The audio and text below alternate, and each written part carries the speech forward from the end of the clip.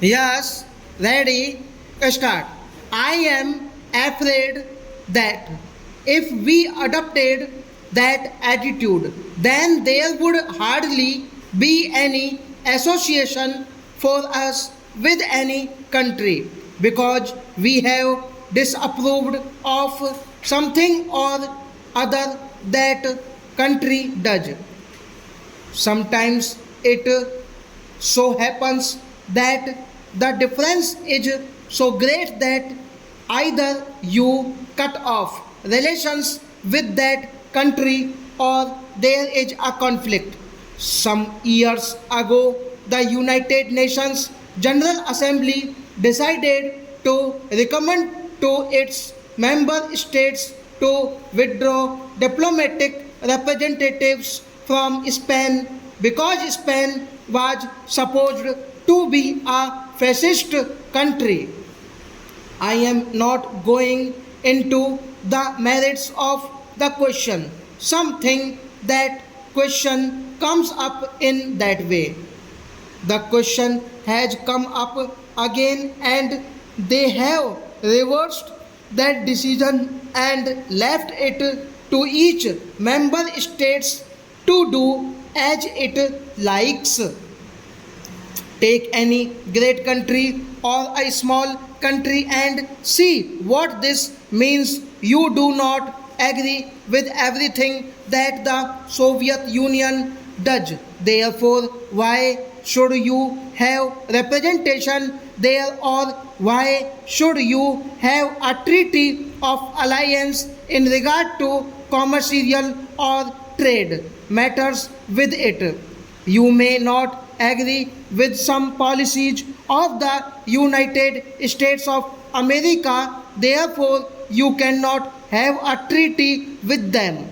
That is not the way nations carry on their foreign policy or any policy.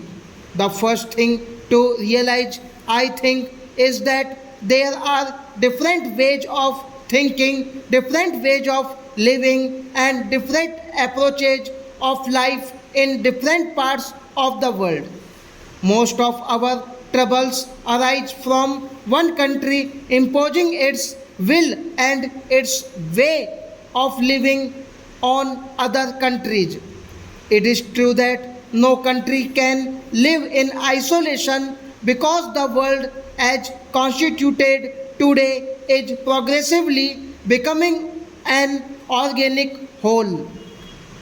If one country living in isolation does something which is dangerous to the other countries, the other countries have to intervene.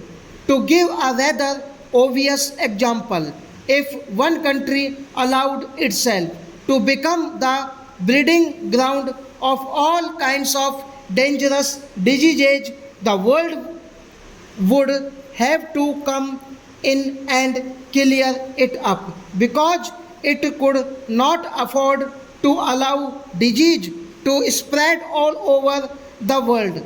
The only safe principle to follow is that subject to certain limitations each country should be allowed to several live its own life in its own way. There are at present several ideologies in the world, and major conflicts flow from these ideologies, which we will consider later. We join the Commonwealth obviously because we think it is beneficial to us and to certain causes in the world that we wish to advance. To other countries of the Commonwealth want us to remain there because they think it is beneficial to them. It is mutual understood that it is to the advantage of the nations in the Commonwealth and therefore they join. At the same time, it is made perfectly clear that each country is completely free to go its own way. It may be that they may sometimes go so far as to break away from the Commonwealth. In the world today, where there are so many disruptive forces at work, where we are often on the verge of war, I think it is not a safe thing to encourage the breaking up of any association that one has.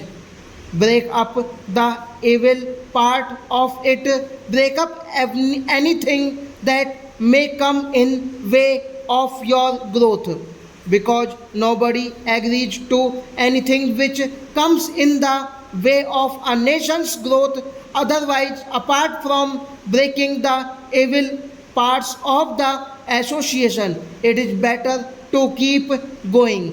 A cooperative association which may do good in this world than to break it. Now, this declaration that is placed before you is not a new move, and yet it is a complete reorientation of something that has existed in an entirely different way.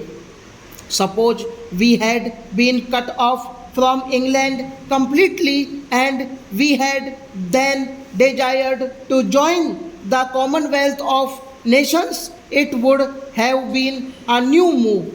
Suppose a new group of nations wanted us to join them and we joined them in this way, that would have been a new move from which various consequences would have followed. In the present instance, what is happening is that a certain association has been in existence for a considerable time past. A very great change came in the way of that association about a year and 8 or 9 months ago, from August 15th, 1947. Now, another major change is contemplated.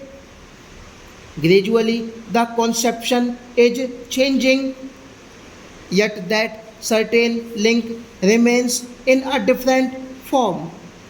Politically, we are completely independent. Economically, we are as independent as independent nations can be. Nobody can be 100% independent in the sense of absolute lack of interdependence.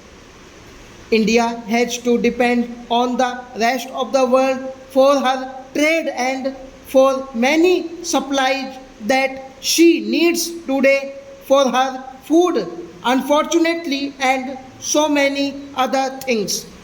The House knows that inevitably during the past century and more, all kinds of contacts have arisen between England and this country. Stop.